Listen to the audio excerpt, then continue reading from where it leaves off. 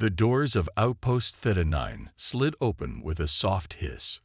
The base floated in deep space, orbiting a silent blue planet no one had named yet. This outpost was a joint project between humans and the alien species known as the Zerine, a new step in peace and cooperation. But the peace still felt awkward. Marcus Hale, a human engineer, walked down the dim-lit hallway with his toolkit slung over one shoulder. He had short, dark hair, sharp eyes, and a face that always looked like he was deep in thought, even when he wasn't. His job was simple today: run a check on the power nodes in Sector B. But today wouldn't be simple at all. As he reached the control room, he stopped.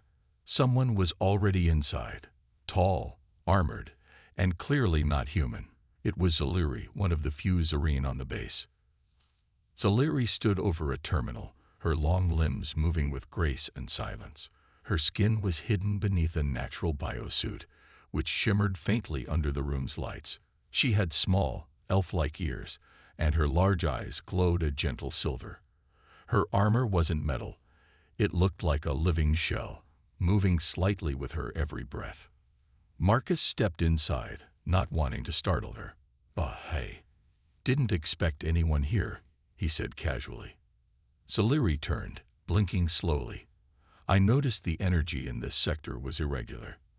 I came to investigate," she replied in her soft, echo-like voice. Marcus nodded and moved closer. He couldn't help but notice something odd about her suit.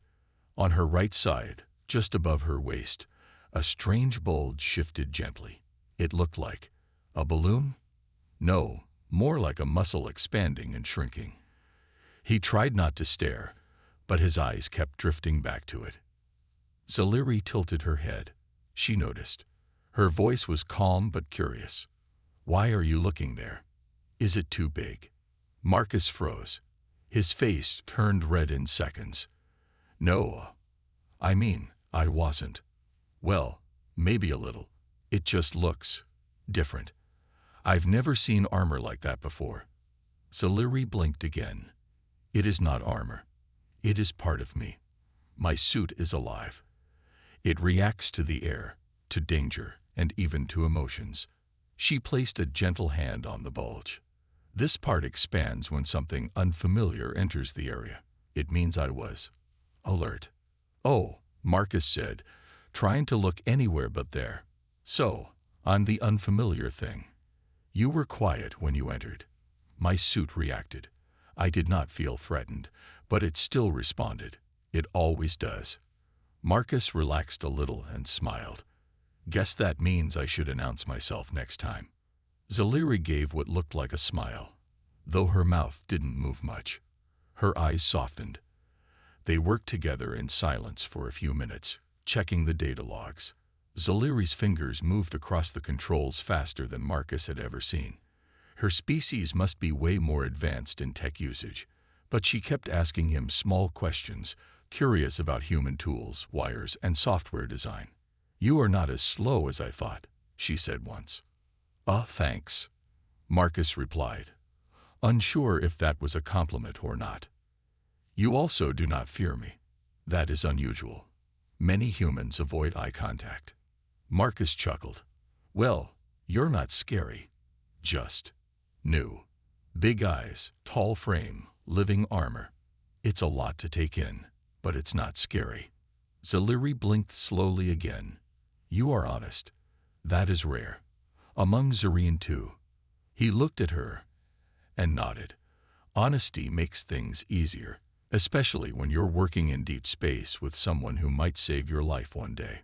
For the first time, Zaliri looked away, almost shyly. "I will remember that." Suddenly, the terminal buzzed.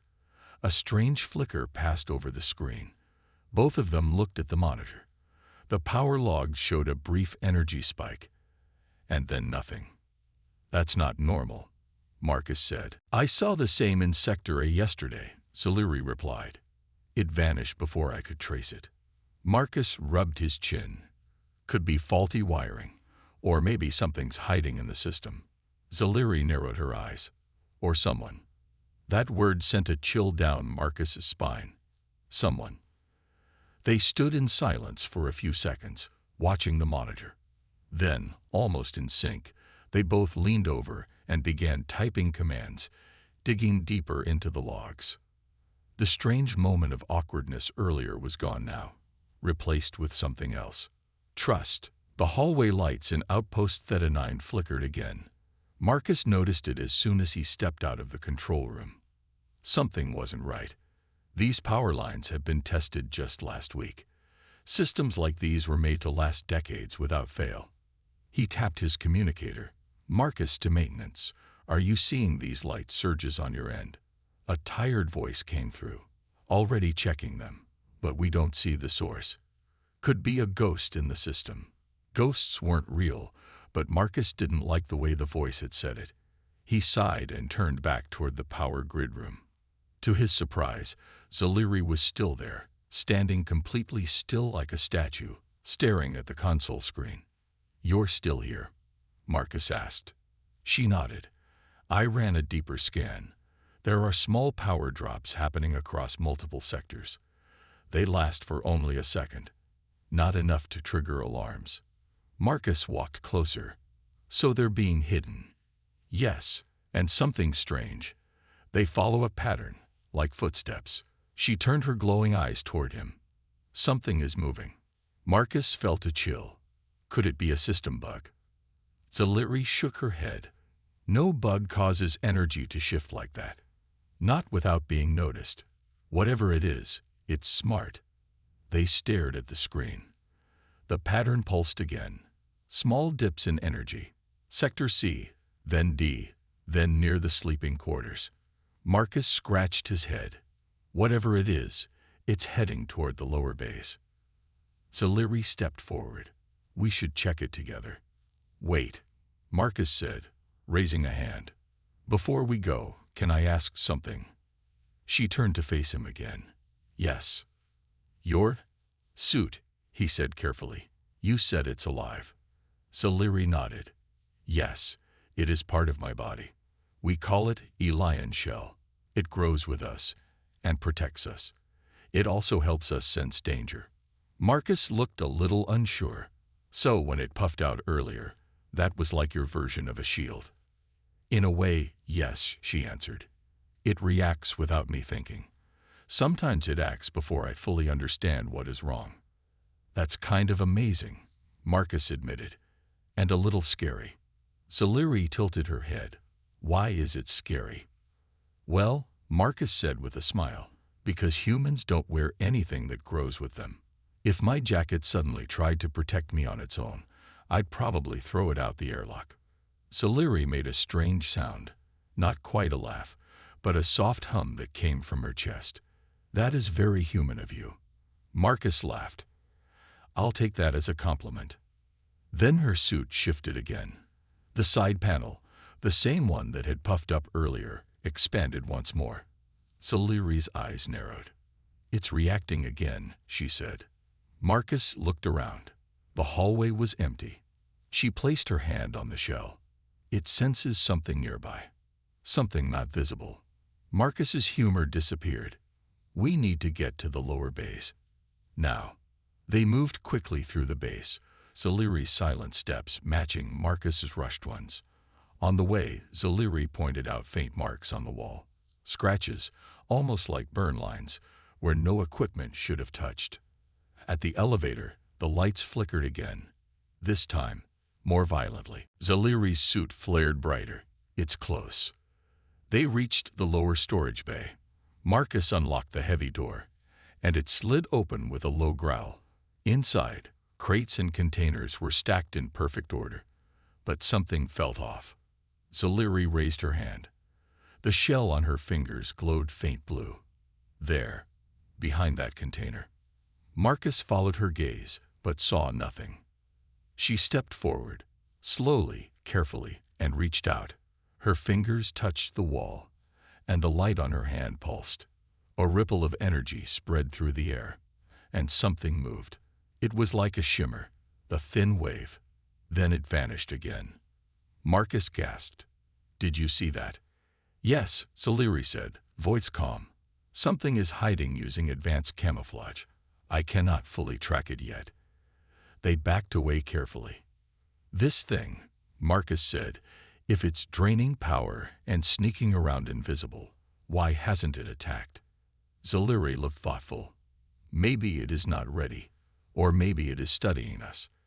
Like how you were studying me earlier. Marcus blinked. Touché. Zaliri continued. We must learn more, but we cannot alert the others yet. They may panic. Marcus nodded. Agreed. We'll handle this quietly, for now.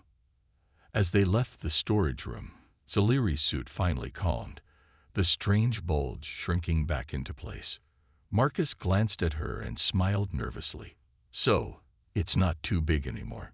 She looked at him with a slight tilt of her head. No, you must have made it feel safe. Marcus tried not to blush. They didn't say anything more as they walked side by side, but both knew. This was no longer just a technical problem. Something strange was hiding inside the base, and they were the only ones who had seen the signs. And whatever it wasn't done yet. The next morning, Marcus sat at his desk in the engineering bay, staring at the power data on his screen. He had barely slept. The invisible thing they had seen last night, whatever it was, still haunted his mind. He replayed the sensor logs. The energy dips were still there, very short, very quiet. Most people would miss them, but now that he knew what to look for, he could see the trail. It was still moving, slowly, quietly. Something was still here. Just then, the door slid open with a soft sound. Zaliri stepped in, her tall figure calm and composed as always. Her pale blue-purple skin shimmered softly under the lights. Today, parts of her natural armor looked different, more flattened, as if it had relaxed. You didn't rest, she said, noticing the dark circles under Marcus's eyes. Neither did you, he replied. She walked over to his station. The signals continued overnight. I followed them, but they stopped near the reactor. Marcus's eyes widened. The main reactor. That's bad. If it gets inside. It has not entered. Yet, Zaliri said calmly. It seems to avoid direct energy. I think it prefers quiet systems, ones we do not check often. Marcus nodded, then hesitated before asking. Can I ask something personal? Zaliri blinked. Yes. Last night, when your suit changed shape, how does it do that? I mean, I get that it's alive, but how does it know when to grow or shift? She looked down at her own body for a moment, then placed a hand gently on her side where the shell had expanded before. My Elian shell is linked to my nerves and thoughts. It responds to my feelings, even the small ones I do not say aloud. When I sense danger or confusion or strong emotion, it changes shape to match. Marcus leaned back. So, last night, when I entered the room quietly, it thought something might be wrong. Yes, it expanded to guard my weak side. She paused, then added, it is not just protection. It also helps sense heat, movement, and energy. The strange thing we saw, my shell felt it before I did. Marcus was impressed. That's like wearing a living computer. Zaliri nodded. It is part of our evolution. Our people once lived in caves filled with deadly gases and moving shadows. We learned to grow armor that could think and feel with us. He smiled slightly. Humans just invented cameras and suits. Yours sounds way cooler. Cooler? She asked, confused. He laughed. It means better, or interesting. Ah, then yes, it is cooler. They both smiled, the tension easing just a little. Suddenly, the lights flickered again. Marcus stood up at once. That was the east wing. Zaliri turned. We should go. They left quickly, moving through the hallways together. As they walked, Zaliri placed one hand on the wall now and then, letting her armor's senses search for changes. Marcus watched her carefully. At one point, her suit rippled again, just slightly. At her back, A small ridge appeared, then faded. "It passed this way recently," she whispered. They reached the East Wing's storage room. The door wasn't locked. "That's odd," Marcus muttered. "This room should be sealed during power checks." He stepped inside and saw a small container on the floor, open. Inside was a power relay, drained completely. Scifi scanned it with her hand. "It did this. It eats energy, but not all kinds. It picks the weaker points, places where it can hide and feed without notice." Marcus looked around. "We need to track it. Trap it. But how do we catch something we can't see?" Scifi thought for a moment. "We need bait. Something that gives off power, but is not connected to life support or security." Marcus nodded. "We could build a dummy relay. Something that hums just enough to attract it." She nodded. "And I will stay near it. My armor will feel it before it moves." Marcus looked unsure. "That sounds dangerous." Scifi's eyes met his. "This creature is clever, but it does not understand humans and Serene working together. That is our strength." He couldn't argue with that. As they left the storage room, Marcus noticed Scifi walking slower. He realized something. "You're tired," he said. She didn't deny it. "My shell uses my energy. If I push too hard, I become weak." Marcus stopped walking. "Then take a break. I'll finish the bait setup." Scifi looked at him quietly. "You care more than most humans I've met." He shrugged. "You're the only one who's helped me understand any of this. And your suit isn't the only one that reacts to danger. Humans feel it too. We just don't show it the same way." She gave a soft nod. "Then we understand each other better than I thought." Together, they'd made their plan. Build a decoy power source, wait, and try to see what the hidden creature really was. Neither of them said it out loud, but they both knew. The thing hiding in the station wasn't just feeding, it was learning. And soon, it might do more than just take power. Marcus and Scifi worked quickly, preparing the bait. It was a simple device, a fake power relay that hummed just enough to draw attention, but not enough to trigger alarms. Marcus had used similar setups before in the field to track energy thieves. He hoped it would work here too. The two of them moved to a small, unused chamber near the lower levels of the station. It was a quiet room, full of abandoned storage crates and old tech. The perfect place for something to hide. "We will wait here," Scifi said, her eyes scanning the empty room. "My suit will sense the movement. You must stay still." Marcus nodded, taking a seat against the wall. He wasn't sure how much help he would be in catching whatever it was, but he trusted Scifi's instincts. She had proven that she could sense things before they even happened. He watched as Scifi carefully placed the bait on a small platform in the center of the room. The device hummed faintly, a soft vibration that was almost imperceptible. She stepped back, her suit reacting again, shifting slightly, its edges glowing with a faint light. "How long do we wait?" Marcus asked, trying to keep his voice calm. "Patience," Scifi replied simply. "It will come." They sat in silence. The minutes stretched on, each one feeling longer than the last. Marcus glanced at Scifi, noticing how still she was, her body almost frozen in concentration. He could feel the tension building in the air, a quiet weight that pressed down on them both. Then suddenly, the faintest flicker in the corner of Marcus's eye. He turned his head quickly but saw nothing. His heart began to race. It had been so subtle, just a brief shift in the shadows, but he had seen it. "Did you see that?" Marcus whispered. Scifi's eyes narrowed. "It is close." She moved slightly, her hand reaching out. Marcus saw her suit ripple again, the bulge expanding near her side, this time in an even more pronounced way. She was on high alert. A soft rustle came from the far corner of the room.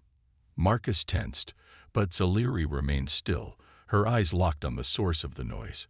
Slowly, almost as if it were materializing from thin air, a faint shimmer appeared in the corner. It was the same energy ripple they had seen before, only this time it was larger. Zaliri's hand twitched, and a soft hum filled the room. She stepped forward, careful and measured. Marcus held his breath, watching as she extended her hand toward the shimmer. The creature, whatever it was, had been hiding in plain sight, its body blending with the environment. But now it was visible. It looked like a shadow, shifting and formless, but there was an energy to it, a hum that resonated in the air around it. Zaliri's suit reacted, the glowing light on her body intensifying as she took another step forward. "Stay back," she whispered to Marcus. "I must do this alone." Marcus didn't argue. He watched as Zaliri moved closer, her suit pulsing in a steady rhythm. The creature didn't move, but Zaliri's hand hovered just above it, her fingers glowing faintly with the same light from her suit. The shimmer in the corner seemed to hesitate, as if sensing her approach. It was intelligent, Marcus realized. It was aware of them, aware of the danger. The creature flickered in and out of visibility, but Zaliri's presence was too much for it to ignore. With a sudden burst of energy, Zaliri's suit flared brightly, and the shimmer in the air grew more distinct. For the first time, Marcus could see it clearly. It was an insect-like creature, its body transparent with glowing veins running through it. Its form shifted, almost like it was made of liquid, but there was something solid about it too. Its dark, glowing eyes locked onto Zaliri. She didn't move. She didn't flinch. "You are not welcome here," she said, her voice steady. "Leave this station now." The creature responded with a low, vibrating hum. It was almost a growl. It moved quickly, darting toward Zaliri, its energy tendrils reaching out like claws. Marcus sprang to his feet, but Zaliri's suit flared again, creating a protective barrier around her. The creature slammed against it, the energy crackling against her shield. "It is testing me," Zaliri said calmly. "It wants to see if it can break through." Marcus stepped forward, his mind racing. "We need to trap it, don't we?" "Yes," Zaliri replied, "but not in the way you think." Marcus paused, confused. Before he could ask more, Zaliri raised both her hands. The energy around her grew stronger, and with a sudden burst, the creature froze in midair, suspended by some invisible force. Marcus watched in awe as Zaliri's suit pulsed with energy. She had taken control of the creature's movements, stopping it in its tracks. "We will contain it," Zaliri said, her voice calm. "I need your help." Marcus nodded quickly. "What do we do?" "We need to shut down its energy supply. If it feeds off the station's power, we must disconnect it." Marcus moved toward the control panel nearby. He quickly began typing in commands, disabling the flow of power to the room. As the lights flickered and dimmed, the creature struggled, its energy tendrils lashing out in all directions. But with the power cut, its movements grew slower, more erratic. It could no longer feed. Finally, the creature stopped moving altogether, its form shimmering one last time before collapsing into a mass of dim, lifeless energy. Zaliri lowered her hands, the glow from her suit fading. She looked at Marcus, her expression unreadable. "We have it contained," she said, her voice steady. "But we must learn why it came here." Marcus exhaled slowly, his heart still racing. "Yeah, but for now, I think we've done enough." Zaliri nodded. For now, yes. The creature was contained. It had stopped moving, frozen in place by Zaliri's force field. Marcus stood back, trying to process everything that had just happened. They had successfully trapped the mysterious energy parasite, but the question still hung in the air. Why had it come here? And what had it been feeding on? Zaliri's armor shimmered lightly, reacting to her thoughts. She stepped closer to the creature, her eyes narrowing as she studied it more closely. Her suit pulsed faintly with energy, scanning it for any residual signals. "We need to learn more about it," Zaliri said, her voice low. "It is unlike anything I have seen before, this parasite. It's using our energy, but not in the way we think." Marcus nodded.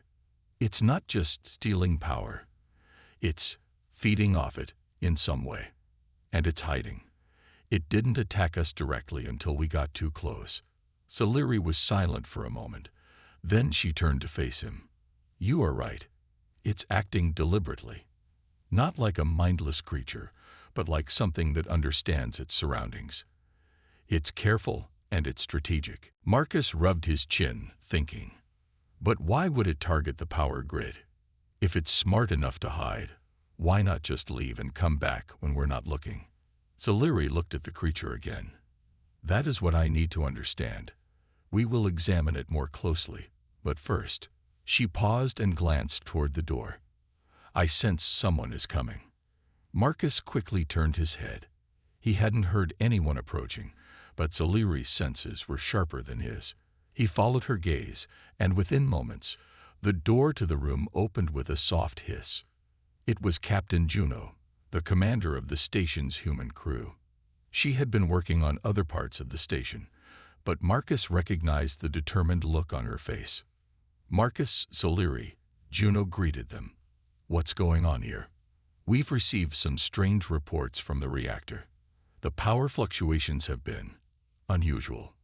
Marcus stepped forward. Captain, we found the source of the fluctuations. It's an alien parasite of some kind, feeding off the power grid. We've contained it for now, but we still don't know why it's here. Juno raised an eyebrow. Parasite? What do you mean? It's not just a power malfunction. Scifi's eyes flashed briefly, and she stepped toward the creature, her hands still raised. This is no malfunction. It's a creature, alive and aware. It has intelligence, and it's using our power systems to hide and feed. Captain Juno's expression turned serious. We need to analyze this creature immediately. If it can disrupt our systems like this, we're looking at a potential threat to the entire station. Scifi turned to Marcus. I agree, but we must be careful. The creature may still be able to break free. It's not entirely contained yet. Juno stepped forward, her voice firm. Then let's make sure it doesn't escape. You two have already done most of the hard work. Now we finish it. Marcus didn't argue. He and Scifi had done what they could to trap it, but now they needed to know what it was capable of. They would have to bring in more equipment and work with the rest of the crew. But first, they needed to gather data. Juno, I suggest we run a full diagnostic, Marcus said, already turning toward the nearest terminal. We need to understand the full scale of its power drain and see if it has any other weaknesses. Scifi nodded. I will remain with the creature. Its energy signatures are fluctuating. I do not trust it fully yet. Juno glanced at Marcus, her expression skeptical but resolute. I don't trust it either. Let's make sure we have it contained properly before we do anything else. Marcus began typing on the terminal, pulling up system diagnostics. He could see the energy traces that Scifi had been talking about. The creature's feed was erratic but systematic. There was a pattern, and it seemed to be getting stronger. The longer it stayed on the station, the more dangerous it could become. As he scanned the data, Scifi moved closer to the creature again, her suit reacting in subtle waves of light. She reached out cautiously, her fingers hovering just above the creature's form. The parasite remained still, but Scifi's body language shifted. She was tense, waiting. For what? Marcus wasn't sure. The creature had shown no signs of escaping. But then again, neither of them knew just how powerful it truly was. We need to act quickly, Scifi said softly, her gaze locked on the creature. I can feel its energy building. It's getting ready to break free. Marcus looked up from the screen. What do we do? Scifi stepped closer to the creature. I can hold it in place for a while longer, but we need to disrupt its energy core. If we don't, it will escape, either by draining more power or by manipulating the systems. Captain Juno took a step forward, her eyes sharp. Then we do it now. Scifi turned to Marcus. You know the station systems better than anyone. If you can disrupt the flow to the parasite's energy source, I can hold it. Marcus didn't hesitate. He immediately began typing commands on the console, rerouting the station's power grid to create a temporary overload in the parasite system. The creature began to twitch, its body shifting, as if sensing the danger. Scifi stepped back, focusing all her energy on maintaining the shield around it. The parasite's body pulsed with dark light as the overload began to take effect. "This is our only chance," Scifi said, her voice strained. "We must finish it now." The station hummed quietly around them. The lights flickered again as Marcus adjusted the terminal settings. He was rerouting the power to overload the creature's energy system, but the process felt far too slow. He glanced up at Scifi, who was standing still, focused, her eyes glowing faintly in the low light. "Scifi, how much longer can you hold it?" Marcus asked, his voice strained. Scifi didn't look at him, but instead fixed her gaze on the creature, still frozen in the air. "I can hold it for as long as needed, but the parasite is growing stronger. I can feel it, trying to push against my shield." Marcus's fingers flew over the keys, adjusting the system settings again. He was creating a feedback loop in the power grid, forcing a burst of energy into the parasite's core. But it was delicate work. If he overdid it, the entire station could experience a power surge. The creature shimmered in the air, a flickering, shadowy form. Its body seemed to be distorting, trying to fight the power overload. Scifi stepped closer to it, her energy field stabilizing the creature in place, but even she looked tense. "Just a little more," Marcus muttered, sweat starting to bead on his forehead. "Just a little more." Suddenly, the creature jerked in midair. The shimmering light around it intensified, and Marcus could see the dark veins of energy running through its transparent form. It was feeding off the power, trying to absorb as much as it could before it broke free. Scifi's suit flared brightly. She placed both hands on the air in front of her, pushing with all her strength to maintain the energy shield. "It is trying to break free. Marcus, hurry." Marcus hit a few final keys on the terminal, pressing the system to its limits. A loud hum filled the room as the power grid surged. The feedback loop was complete. Now, the parasite had nowhere to escape. It had been trapped, but it was also growing desperate. Scifi moved faster now, her suit pulsing brightly with energy. "I need you to disconnect the power source," she said, her voice firm but calm. Marcus didn't ask why.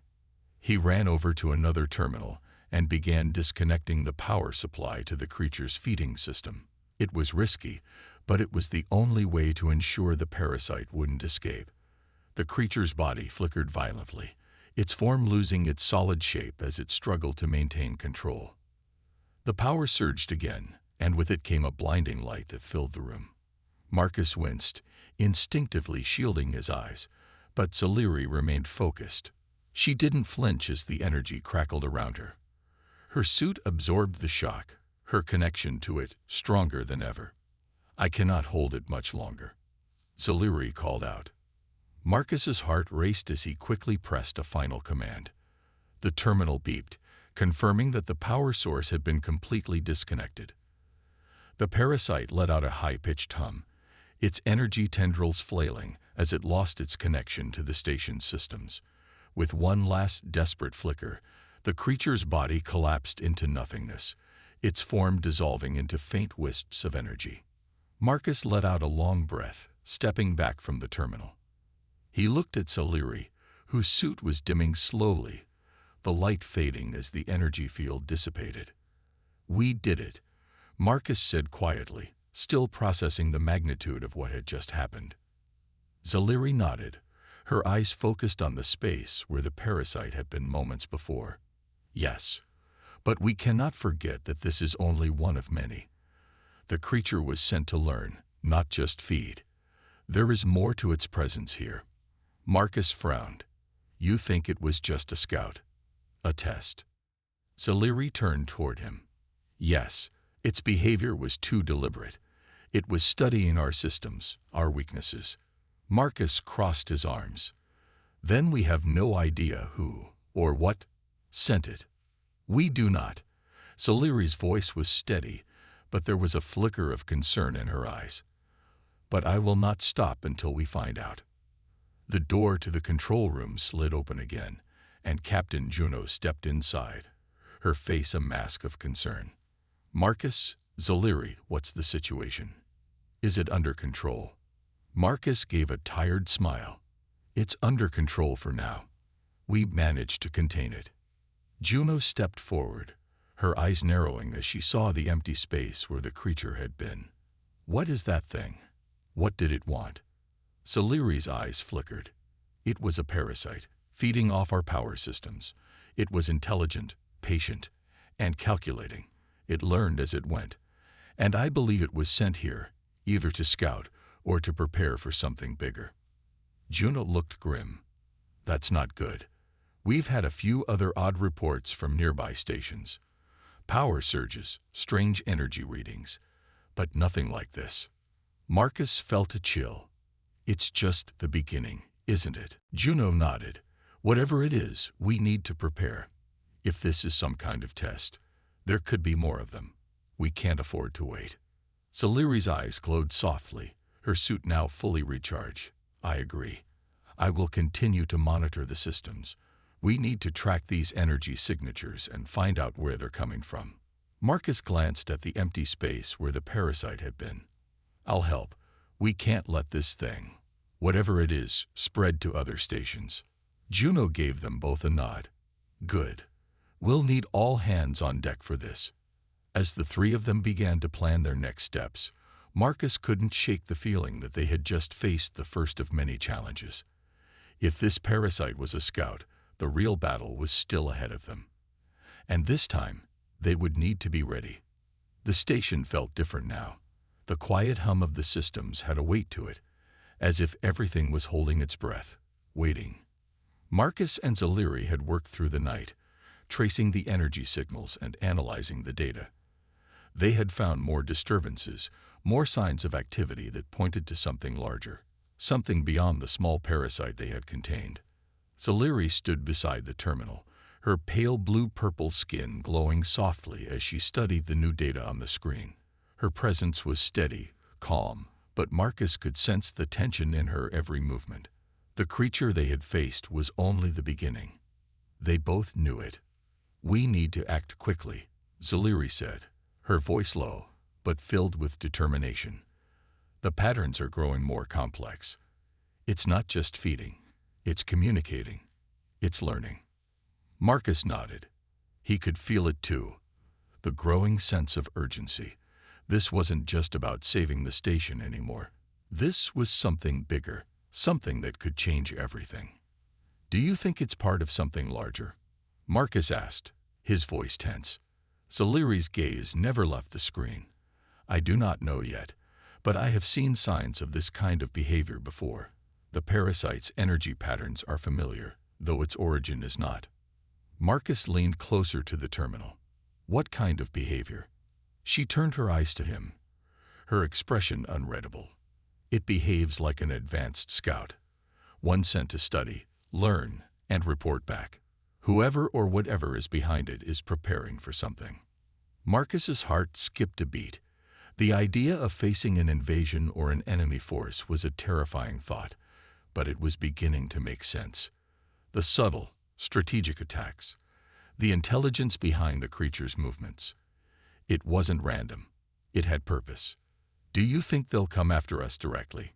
Marcus asked. Soliri's voice softened, her expression thoughtful. "It is possible, but I believe they want to test us first, to see if we are a threat, or if we can be controlled." A cold shiver ran down Marcus's spine. "A test?" "Yes, a test of strength, of intelligence," Soliri replied. "It is how my people once fought, by learning, adapting, and responding. If they can break us down, they will. But if we show them that we will not fall easily." She trailed off, and Marcus finished her thought, though it left a bitter taste in his mouth. "Then they'll move on, or they'll start a war." Soliri nodded slowly, her eyes distant, lost in thought. "I have fought in battles like this before, but never on this scale. never with so many lives at stake. Marcus didn't say anything for a moment. The weight of her words settled on him. He had always known that space was vast and filled with unknowns. But this was something more. Something that could shake the foundation of everything he had ever known. "I'm glad we're in this together," Marcus said finally, breaking the silence. Scifi turned to face him fully, her eyes meeting his. For a brief moment, the room seemed to quiet, as if the universe itself had paused to listen. "I am glad too," she said softly. "You are different from the others. Your strength comes from your ability to think, to adapt. It is why we are working well together." Marcus's chest tightened slightly at her words. There was a sincerity in her voice, something he hadn't expected. He had always seen Scifi as a warrior, strong, intelligent, and unwavering. But now, he was beginning to see a different side of her, one that felt as real as the danger they were facing. He stepped closer, a thought forming in his mind. "You said you fought battles before. But you've never fought like this, right? With humans?" Scifi nodded. "No, this is new. I have never worked with anyone like you. Humans are unique. You approach problems differently. You are resourceful. It is something I respect." The way she said it made Marcus feel a warmth spread through him. She wasn't just complimenting him. She was acknowledging him as an equal, as a partner. "You make it sound like we're on the same level," Marcus said with a small smile. "But I'm just doing my part. You're the one keeping us safe." Scifi tilted her head, considering his words. "It is true that I have experience in combat, but we both bring something vital to this mission. We need each other. Without your knowledge of human technology, we would be lost. Without my understanding of the energy systems, we would be unprepared." Marcus felt his heart beat faster. He knew there was more she wasn't saying, more hidden behind her calm exterior. He could see it now, the way she looked at him, the way she spoke. There was something deeper between them, something that went beyond the mission. He hesitated for a moment, but then said, "Scifi, I think I understand what you're saying. And I respect you too. A lot." Her eyes softened, and for the first time, Marcus saw a flicker of emotion there. It was brief, but it was there. And in that moment, he realized that something had changed between them. Something that had begun as a simple partnership was becoming something more. "We have much to do," Scifi said, her voice steady again, as if she was trying to push aside the moment they had just shared. "But I believe we can succeed, together." Marcus nodded, his heart racing. He knew the fight ahead of them would be difficult, and the stakes were higher than ever. But now, more than ever, he was determined to see it through. For the station, for their future, and for whatever lay beyond the stars. He wasn't alone anymore. And that thought made all the difference.